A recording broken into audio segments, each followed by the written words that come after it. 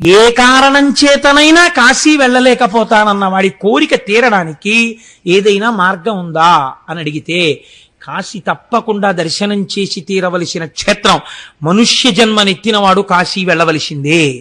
ఒకవేళ ఏ కారణం చేతనైనా కాశీ వెళ్ళకపోతే ఏం చెయ్యాలి? శ్రీనాథుడు ఎంత చమత్కారం చేశాడంటే ఆయన అన్నాడు, కాశి శివునకు శబ్దాంత కాంతగాన దానిపై నల్గి కోప పాత్రంబనైతి కాశి గౌరికి సవతియవు గాన నేను దానిపై నల్గి ప్రేమ పాత్రంబనైతి అన్నాడు. వ్యాసుడు చెప్పుకున్నాడు అగస్త్య మహర్షితోటి. ఏమైందో తెలుసా? పార్వతీదేవికి గౌరీదేవికి కాశీ ఏమవుతుంది? సపత్ని అంటే ఆ భర్తకి ఉన్నటువంటి 9 భార్యల్లో ఆవిడ కూడా సకలత్రి అంటమే, అంటే ఇంకొక భార్య. ఒకే భర్తకి 9 భార్యలుంటే ఒక భార్యకి పక్కన ఇంకో భార్య మీద కోపం ఉంటుంది కదండి. పరమశివుడికో 9 భార్యలు కాబట్టి 9 ఎందు ప్రేమ, అంటే నిజంగా శివుడికి 9 భార్యలు అనుకోకండి, 9 ఎందు ప్రేమ ఉన్నవాడి 4 ఎందు. కాబట్టి ఇప్పుడు నేను కాశీ జోలికి వెళ్ళాను కాబట్టి శివుడికి కోపం వచ్చింది.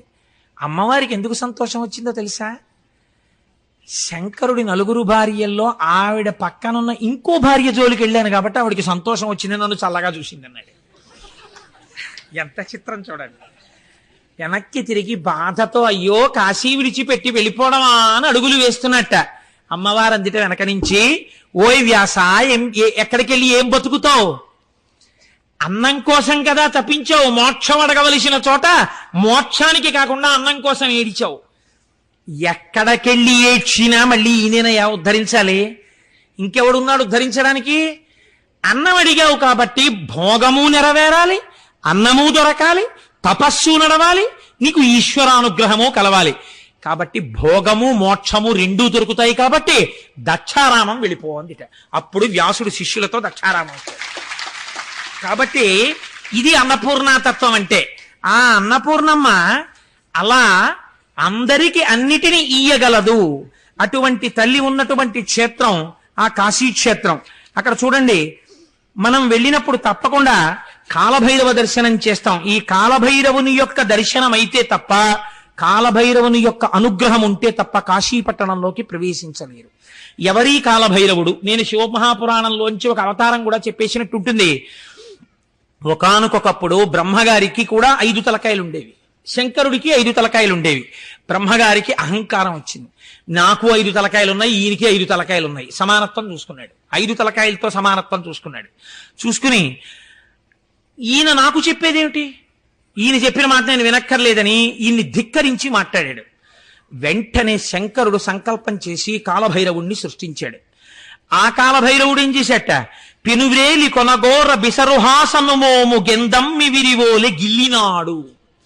ఆ కాలభైరవుడు తన యొక్క పెనువ్రేలి అంటే పెద్దవేలు బొటనవేలి గోటితో ఆ బ్రహ్మగారి యొక్క 5 తలకాయల్లో ఓ తలకాయని పువ్వుని గిల్లినట్టు గిల్లేశాడు.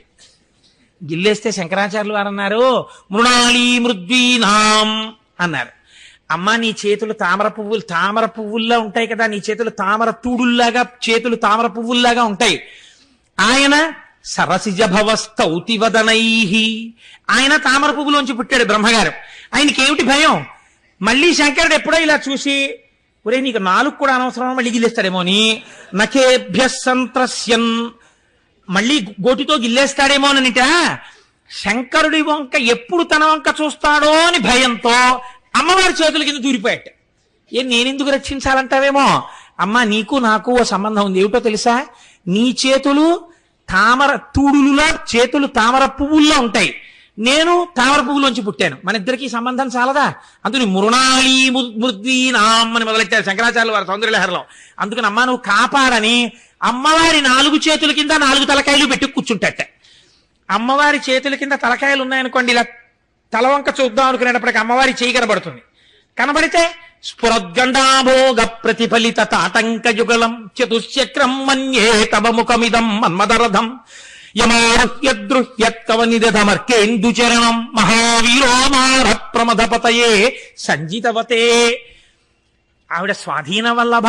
ఆవిడ చెయ్యి కనపడగానే ఈయన మురిసిపోయి దృష్టి ఇంకోవైపు పెట్టేస్తాట. కాబట్టి అమ్మా, నీ 4 చేతుల కింద 4 తలకాయలు అప్పటి నుంచి దాచుకున్నాడమ్మా బ్రహ్మగారు అన్నారు మహానుభావుడు శంకర భగవత్పాదాచార్య స్వామి. అలా ఏ మహానుభావుడు తన బొటనివేలి గోటితో చతుర్ముఖ బ్రహ్మగారి యొక్క 5వ సరస్సు గిల్లేశాడో అది కాలభైరవ అవతారం. వీటి పెద్ద తలారి దిశమల వేల్పు కర్రి వీడాశూన్య కటికోపుర ద్వార పరిరక్షకుండు కాలభైరవుండు. ఆయన వారణాసి పట్టణానికి అంతటికీ కూడా కాపలాదారు అయి ఉంటాడు. ఆయన అనుగ్రహం లేకుండా లోపలికి వెళ్ళలేరు. కనుకనే కాలభైరవ దర్శనం చేసి విశ్వేశ్వర దర్శనం చేయడం చాలా ఉత్తమం. విశ్వేశ్వర దర్శనం చేసి కాలభైరవ దర్శనం చేయడం కన్నా కాలభైరవ దర్శనం చేసి విశ్వేశ్వర దర్శనం చేయడం మరింత పూర్ణత్వాన్ని ఇస్తుంది. ఎందుచేతంటే ఆయన అనుగ్రహాన్ని అపేక్షించి వెడితే చాలా సంతోషిస్తాడు. కనుక అది కాలభైరవుడు. అలాగే మీరు చూడండి, మనకి కాశీపట్టణంలో తప్పకుండా చూడవలసినటువంటి సూర్యశక్తి ఒక చోట కేంద్రీకృతమై ఉన్నది. దీన్ని లోలార్కుడు అని పిలుస్తారు. ఈ లోలార్కుడు గురించి ఒక మాట చెప్తారు. తస్యార్కస్యమనో లోలం యదాసీత్ కాశీదర్శనే అతో లోలార్క ఇత్యాఖ్య కాశ్యాం జాతా వివస్వతః. తులసీ ఘాట్ దగ్గర స్నానం చేస్తే తులసీ ఘాట్ ఎదురుగుండా ఉన్నటువంటి గోడ మీద పెద్ద చక్రం ఒకటి ఉంటుంది. ఆ చక్రాన్ని మీరు దర్శనం చేస్తే ద్వాదశాదిత్యుల యొక్క శక్తి కూడా ఎప్పుడెప్పుడు కాశీ వెడదామా అని తాపత్రయపడి కాశీ వచ్చాట. అలా కాశీ వెడదామని తాపత్రయపడి వచ్చి వెలిసినటువంటి సూర్యశక్తి అక్కడ ఉన్నటువంటి చక్రం మీద ఉన్నది కనుక లోలార్కుడని పిలుస్తారు. ఆరోగ్యం భాస్కరాదిచ్చేత్. ఆ తులసీ ఘాట్ గోడ మీద ఉన్నటువంటి ఆ లోలార్క బింబానికి ఆ చక్రానికి నమస్కారం చేస్తే గంగా స్నానం చేసి ఆరోగ్యం కలుగుతుంది. అలాగే కాలభైరవుడు ఎలా రక్షిస్తాడో కాశీపట్టణాన్ని వారాహి ఎలా రక్షిస్తుంది. నాకు జ్ఞాపకం ఉన్నంత వరకు రాజేంద్ర ప్రసాద్ ఘాట్ అనుకుంటాను, కాశీలో రాజేంద్ర ప్రసాద్ ఘాట్ లో స్నానం చేసి మీరు పక్కనే ఉన్న ఇరుకు సందులోంచి వెడితే వారాహి దేవాలయం ఉంటుంది. వారాహి మొన్న మనం శరన్నవరాత్రులు చేసినప్పుడు ఇక్కడ మనం పూజా మందిరంలో పెట్టాం, మీరు చూశారు. ఆ అమ్మ సరస్వతీ స్వరూప, అమ్మవారి సర్వ సైన్యాధిపతి ఆవిడ. అటువంటి వారాహి చీకటి పడగానే కాశీపట్టణంలో తిరుగుతుంది.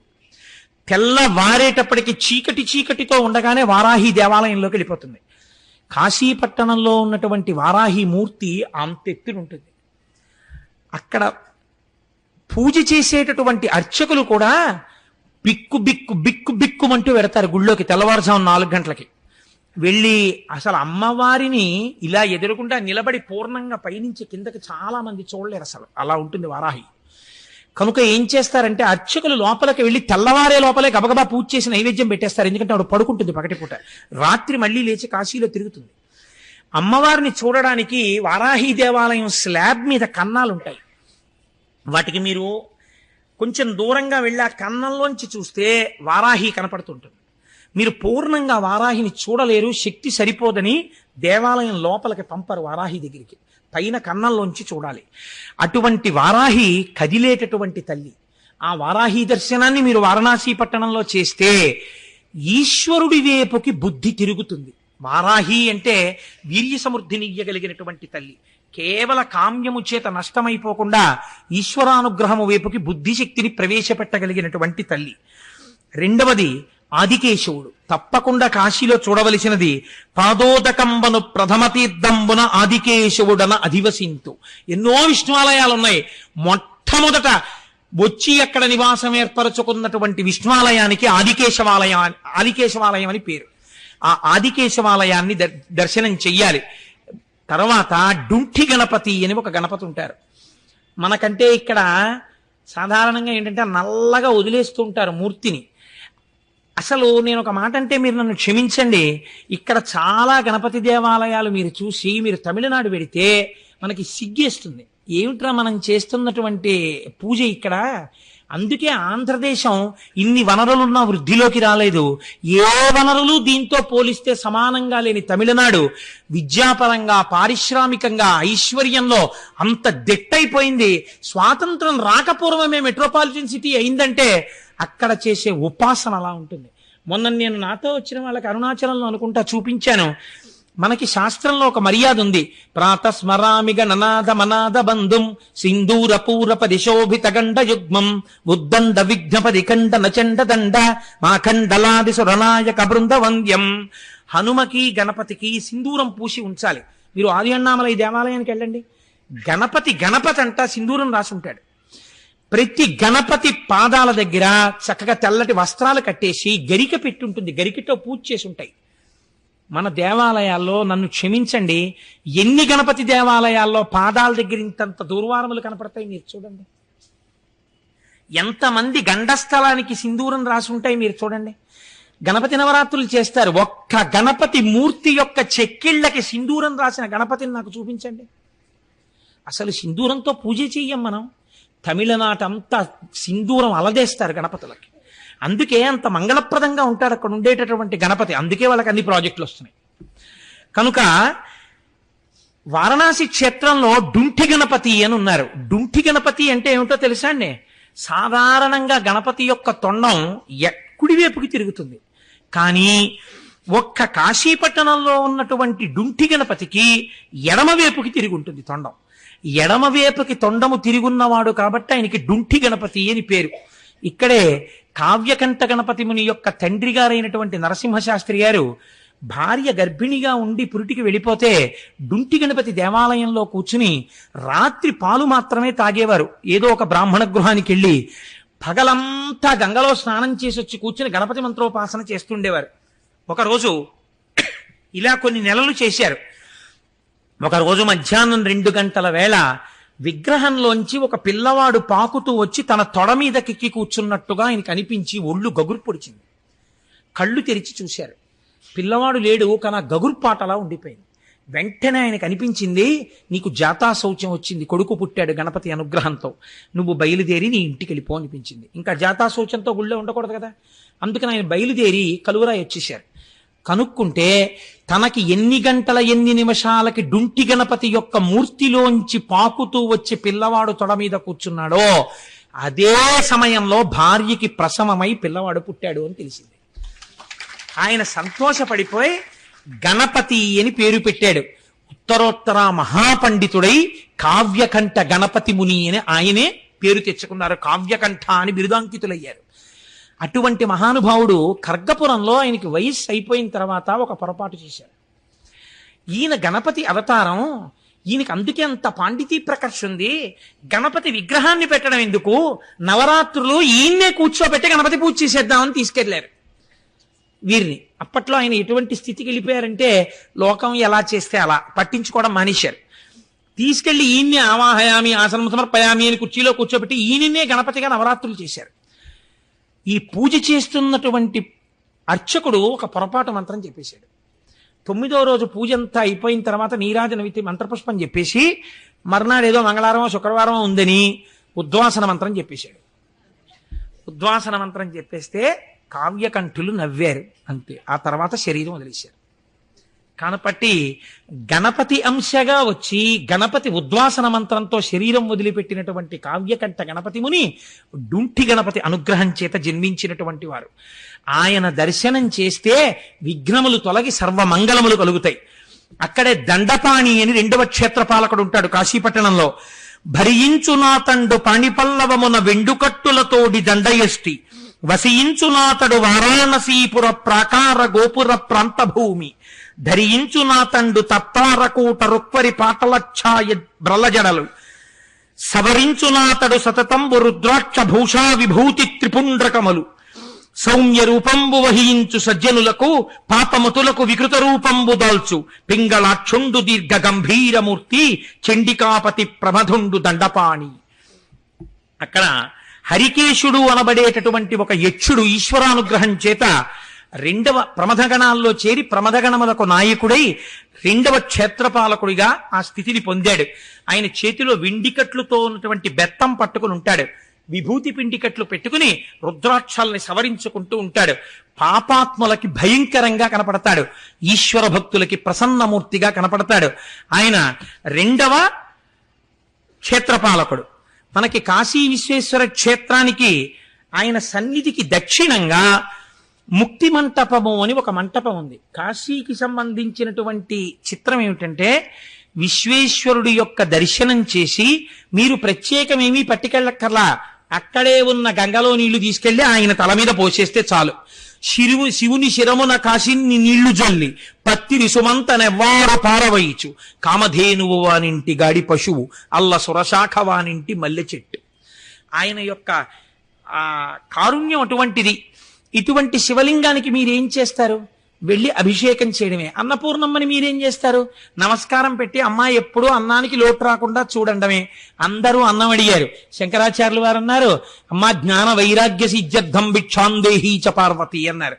అమ్మ నాకు జ్ఞాన వైరాగ్యములను భిక్షగా పెట్టమ్మా అని అడిగారు. అందుకని మహాపురుషుడయ్యారు, జగద్గురువులయ్యారు. మనకి విశ్వేశ్వర దర్శనం చేసిన తరువాత విశ్వేశ్వర దక్షిణ సన్నిధికి దక్షిణంలో ముక్తి మంటపము అని ఒక మంటపం.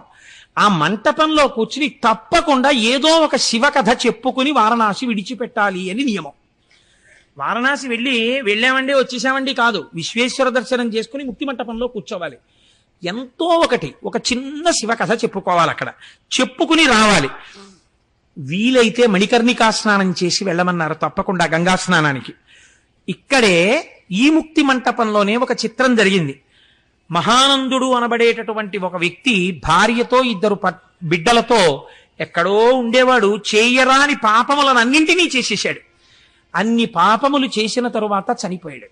చనిపోయి ఆయన భార్య 2 పిల్లలు కూడా 4 కోళ్ళై పుట్టారు. ఈ 4 కోళ్లు కాశీపట్టణంలో ముక్తి మంటపానికి చేరి శరీరం విడిచిపెట్టి మోక్షాన్ని పొందాయి. ఆ 4 కోళ్లు కూడా మంటపంలో కనపడతాయి మనకి. దాన్ని కుక్కుట మంటపము అని పిలుస్తూ ఉంటారు, కుక్కుట చతుష్టయము అని పిలుస్తూ ఉంటారు. కాబట్టి తప్పకుండా మనం పాపం పోవడానికి ముక్తి మంటపాన్ని ఒకసారి దర్శనం చేసి ఒక చిన్న శివకథ చెప్పుకొని బయలుదేరాలి అక్కడి నుంచి. మనకి కాశీ వెళ్ళలేకపోతే, ఏ కారణం చేతనైనా కాశీ వెళ్ళలేకపోతానన్న వాడి కోరిక తీరడానికి ఏదైనా మార్గం ఉందా అని అడిగితే, కాశీ తప్పకుండా దర్శనం చేసి తీరవలసిన క్షేత్రం. మనుష్య జన్మనెత్తినవాడు కాశీ వెళ్ళవలసిందే. ఒకవేళ ఏ కారణం చేతనైనా కాశీ వెళ్ళకపోతే ఏం చెయ్యాలి అంటే, శాస్త్రం అంది 5 కాశీలున్నాయి. ఈ 5 కాశీలలో కనీసం ఏదో ఒక కాశీకి వెళ్ళాలి. 1 కాశీ ఉన్నటువంటి వారణాసి, 2 కేదారము, కేదార క్షేత్రానికి వెళ్ళాలి, 3 శ్రీశైలము, 4 శ్రీకాళహస్తి, 5 పట్టిసము. మనం ఆ పట్టిసం అన్న తీర్థం మనకి దగ్గరలోనే ఉంది. అక్కడ వీరభద్రుడు దక్షయజ్ఞ ధ్వంసం చేసేసిన తరువాత దేవతలందరినీ తెగటార్చినటువంటి నెత్తుటితో కూడిన ఖడ్గాన్ని ఆ పట్టిసం దగ్గర ఉన్నటువంటి నదిలో కడిగేట. చేతిలో పట్టుకున్నటువంటి ఖడ్గాన్ని, రక్తంతో కూడిన ఖడ్గాన్ని అక్కడ కడిగాడు కాబట్టి ఆ క్షేత్రానికి పట్టిసం అని పేరు వచ్చింది. కాబట్టి 5 కాశీలే. ఓపిక లేకపోతే, ఓపిక ఉంటే కానుసమండి, ఓపిక ఉంటే కాశీ వెళ్ళాలి. ఓపిక లేకపోతే ఈ 5 కాశీలలో కనీసం 1 కాశీ అయినా జన్మాంతరంలో చూడాలి. మన అదృష్టం చూడండి, ఆంధ్రదేశంలో శ్రీశైలం, శ్రీకాళహస్తి, పట్టిసం 3 క్షేత్రాలు ఉన్నాయి. 3 కాశీలు మన ఆంధ్రదేశంలో ఉంటే అసలు కాశీ ఉత్తర భారతదేశంలో ఉంది. కాబట్టి మనం ఎంత భాగ్యవంతులం. అయితే వారణాసి గురించి చెప్పినప్పుడు 2 తప్పకుండా ప్రస్తావన చెయ్యవలసి ఉంటుంది. వారణాసి నేను ఎంత చెప్పినా విడుతుందంటే అది నేను ఎంతకని చెప్పగలను. కాబట్టి ఎక్కడో అక్కడ ముగించాలి. విశాలాక్షి అని ఒక అమ్మవారిని చూస్తాం. విశాలాక్షి అంటే బాగా కన్నులు తెరిచి చూసేటటువంటి తల్లి. ఈ అమ్మవారినే శంకరాచార్యులు వారు సౌందర్యలహరిలో ఒక శ్లోకం చెప్పారు. దృశయాద్రాఘీయస్యాదరదలిత నీలోత్పల రుచ దవీయాంసం దీనం స్నపయ కృపయా మమపి శివే అనేనాయం ధన్యో భవతి నచితే హానిరియత వనేవా హర్మ్యేవా సమకర నిపాతో హిమకరహ అన్నారు. అమ్మవారుట ఈ బ్రహ్మాండములు ఎంతవరకు ఉన్నాయో అంతకన్నా ఎక్కువ దూరం ఆకర్ణాంత విశాల నేత్రములు కదా, ఇక్కడ వరకు ఉంటాయి కదా కళ్ళు. ఇక్కడ వరకు కళ్ళుంటే అసహ్యంగా ఉండదా అండి అంటారు చాలా మంది. మీరు ఒక్కసారి ఎప్పుడైనా భీమవరం వెళ్ళి మావుళ్ళమ్మ తల్లి అని ఉంది అమ్మవారు. నేను అక్కడ చూసి ఆకర్ణాంత విశాల నేత్రములు అంటే అమ్మవారి కళ్ళు ఇక్కడ వరకు ఉంటాయి. ఇక్కడి వరకు అమ్మవారి యొక్క కళ్ళు ఉంటే అసలు నిజంగా ఎంత అందంగా ఉంటుందో చూడాలంటే మీరు మావుళ్ళమ్మ తల్లిని చూడండి ఒకసారి భీమవరం వెళ్ళి. అయ్య బాబోయ్ ఏమిట్రా ఈ స్వరూపం, ఏమందనరా అనిపిస్తుంది. ఆవిడ రెండు కళ్ళు ఇలా బ్రహ్మాండం అంతా తిప్పుతూ చూస్తుంటుందిట. ఎవరు అమ్మా అని పిలుస్తారో అలా పిలిచారా పరిగెత్తి వెళ్ళిపోవాలి, ఆవిడ రక్షించాలంటే. నఖైర్నాక స్త్రీణాం కరకమల సంకోచతిభి స్తరూణాం దివ్యానాం హసతి యువతే చండిచరణౌ ఫలాని స్వస్యేభ్యః కిసలయ కరాగ్రేణ దదిత దరిద్రేభ్యో భద్రాం శ్రియమనిష మహ్నాయ దదతౌ అంటారు శంకరాచార్యుల వారు. అమ్మ మాకు భయం ఏమిటమ్మా, మేము ఎక్కడున్నాం ఒక్కటే మాట చెప్తాం, అమ్మా అంటాం అంతే. నువ్వు ఇలా చూస్తావు మా వంక రక్షించేస్తావు, నీ కన్నులతో నీ చూపులతో రక్షిస్తావమ్మా.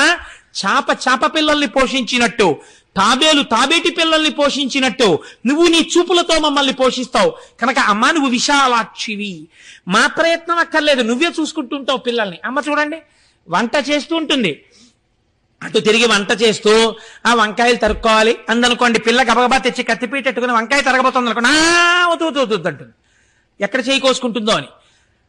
అటు వంట చేసుకుంటున్నా ఇటు పిల్లల్ని ఒక కంట జాగ్రత్తగా చూసుకునే అమ్మలా కాశీలో వెలిసి ఉన్నా తన కళ్ళు విశాలంగా చూస్తూ తిప్పుతూ తన బిడ్డలందరినీ చూసుకుంటుందట. ఆ బ్రహ్మకీట జననీ కదా అటువంటి తల్లి ఆ విశాలాక్షి. ఆ విశాలాక్షి దర్శనం చేయకపోతే మనం కృతజ్ఞులం అయిపోవండి. అక్కడే శ్రీచక్రేశ్వరుడు ఉన్నాడు మహానుభావుడు. భాస్కరాచార్యుల వారు ఆ లలితా సహస్రనామ స్తోత్రానికి వ్యాఖ్యానం చేస్తున్నారు. మహాచతుషష్టి కోటి యోగిని గణసేవిత అని ఒక నామం ఉంది. 64 కోట్ల మంది పరివార దేవతల చేత స్తోత్రం చేయబడుతుంది లలితాపరా భట్టారికా స్వరూపము అని.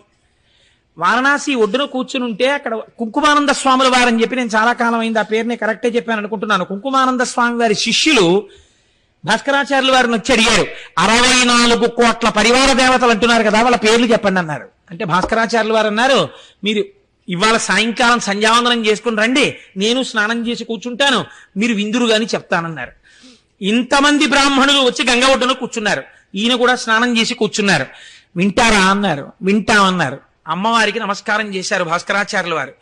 64 కోట్ల మంది దేవతలు ఆకాశంలో కూర్చుని తమ గురించి తామే చెప్పుకోవడం మొదలెట్టారు. హడిలిపోయారు విన్నవాళ్ళందరూ. అటువంటి భాస్కరాచార్యుల వారు మహానుభావుడు లలితా సహస్రనామ స్తోత్రానికి వ్యాఖ్యానం పూర్తి చేసిన తరువాత మనం కాశీ విశ్వేశ్వరుడి దేవాలయంలోంచి బయటికి వస్తే ఎడం పక్కన ఒక గుడి ఉంటుంది. ఆ గుడిలోకి మీరు లోపలికి వెళ్ళగానే కుడి చేతి పక్కకి తిరిగి కొంచెం లోతుగా ఉంటుంది. అక్కడికి వెడితే శివలింగం మీద శ్రీచక్రం వేసి ఉంటుంది.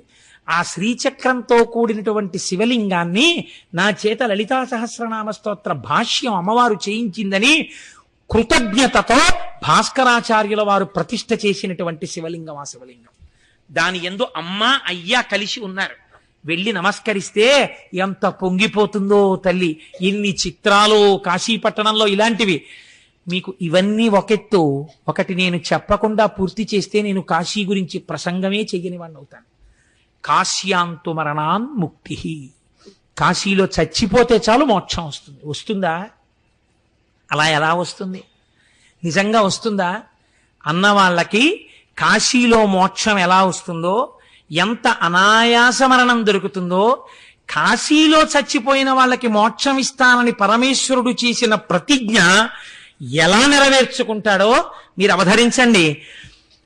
ఆయుర్దాయం అయిపోయి ఇంకా ఊపిరి అందక ఆయాసంతో కొట్టుకుంటూ ఒళ్ళంతా చెమటలు పట్టేసి నేల మీద పడిపోతే అయ్యయ్యో కింద పెట్టేయండి కింద పెట్టేస్తే అది మనుష్యులే కాదు పిపీలి కాదు పర్యంతంలో ఏదైనా సరే కొట్టుకుంటుంటే అందామంటే ఊపిరి అందకపోతే ఒళ్ళంతా చెమట్లు పట్టేసి కొడుకే వచ్చి నానా నానా అన్న వినపడక అయోమయావస్థలోకి వెళ్ళిపోతున్నటువంటి స్థితిలో అప్పుడు ఆ మరణావస్థ ఎంత భయంకరంగా ఉంటుందో అప్పుడు వీడు బెంగ పెట్టుకోకుండా ఎంత చిత్రం జరుగుతుందోట చూడండి. పాలిండ్లు కదలంగ బసపు పయ్యద వీచు అచలాధిపతి కూర్మి ఆడబిడ్డ. పార్వతీదేవి అటువంటి ప్రాణాలు వదిలిపెట్టడానికి సిద్ధపడిన వాళ్ళ దగ్గరికి ముందొచ్చి కూర్చుంటుంది. అమ్మవారు కూర్చోగానే ధునోతుద్ధాంతం నస్తులిత దళితేందీవరవనం ఘన స్నిగ్ధశ్లక్షణం చికుర నికురంబం తవ శివే యదీయం సౌరభ్యం సహజముపలబ్ధం సుమనసో అంటారు శంకరాచార్యుల వారు. అమ్మవారి కురులకు సువాసనలు ఉంటాయి. ఆ సువాసనల్ని తాము పొందడం కోసం దేవతా వృక్షాల పువ్వులు అమ్మవారి కురులకి చేరాలనుకుంటాయిట. అటువంటి కురులు కలిగినటువంటి అమ్మవారు వచ్చి వాడి పక్కన కూర్చుంటుందిట.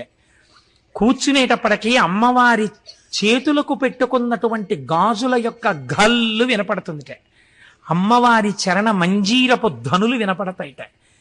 ఈ ప్రాణం పోతున్నవాడు ఎక్కడ నుంచి వచ్చిందిరా ఈ సువాసన, ఎక్కడ నుంచి వచ్చిందిరా ఇంత ఆనందం అని చూస్తాట. పాలిండ్లు కదలంగ పసపు పయ్యద వీచు అచలాధిపతి కూర్మి ఆడుబిడ్డ.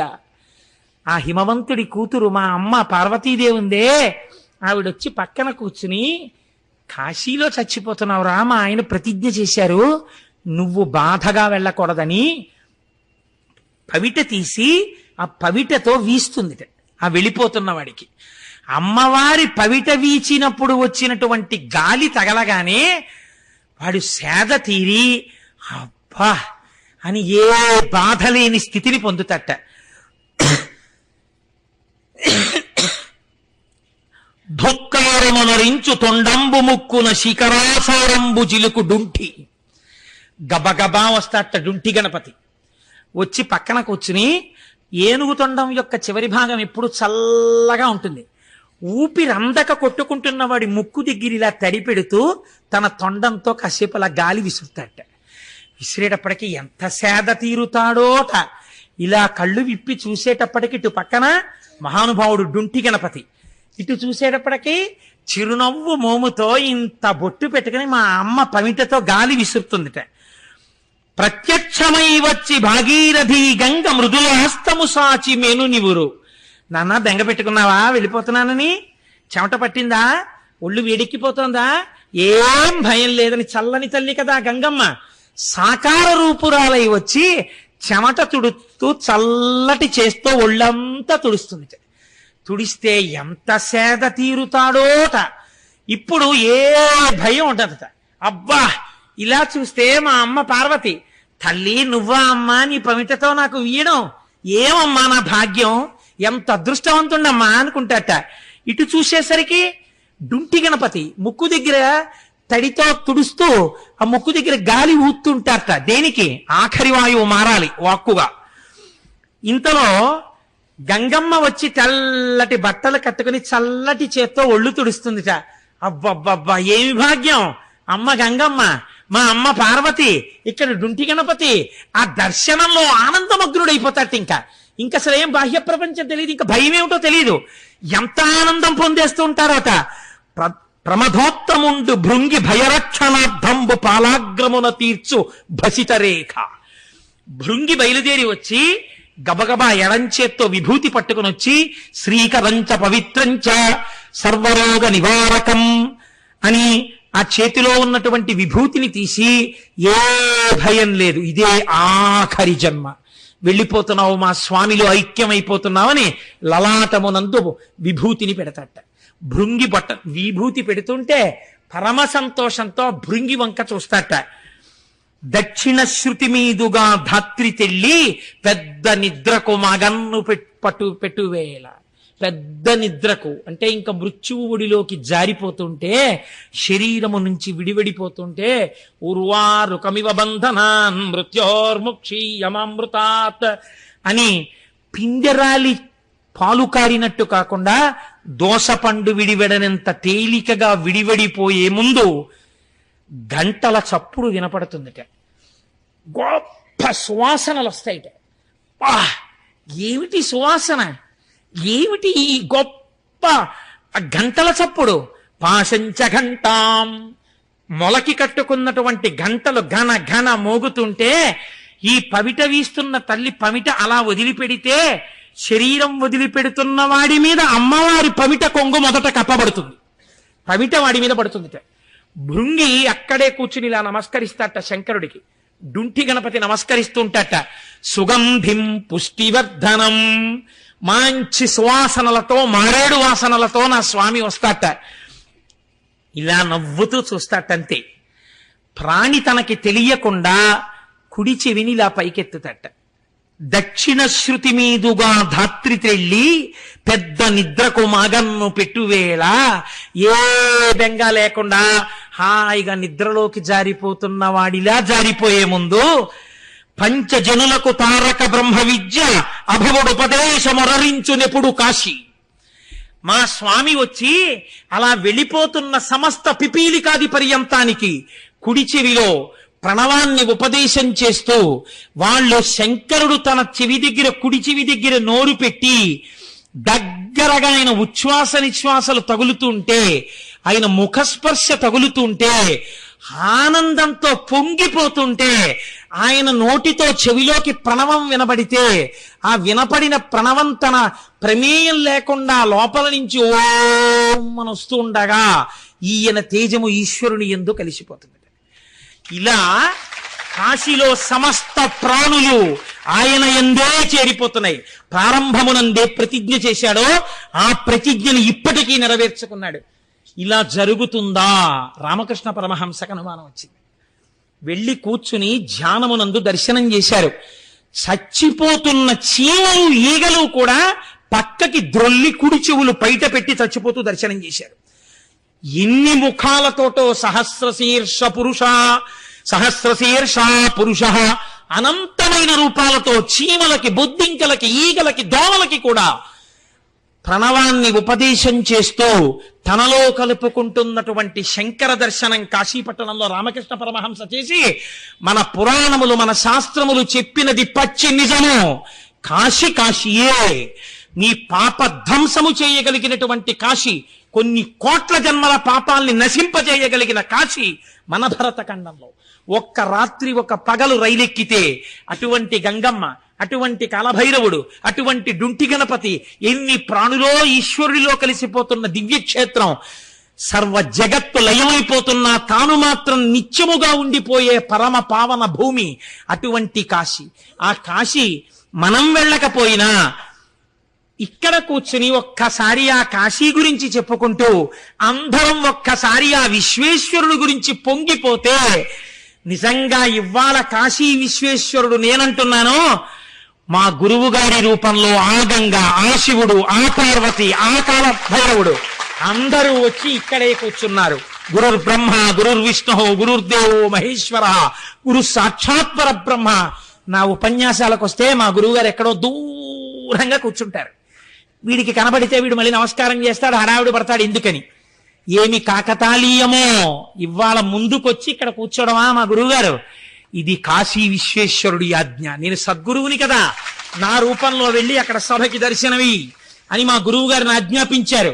మా గురువు గారే ఇవాళ శివనామం మనతో చెప్పించారు. కాబట్టి మీరు కాశీ వచ్చి చెప్పక్కర్లా, ఇక్కడే మీతో చెప్పించి ఇప్పుడే మీ అందరూ మోక్షమును పొందుతారని మీకు నేను అభయం ఇచ్చేశాను. మీ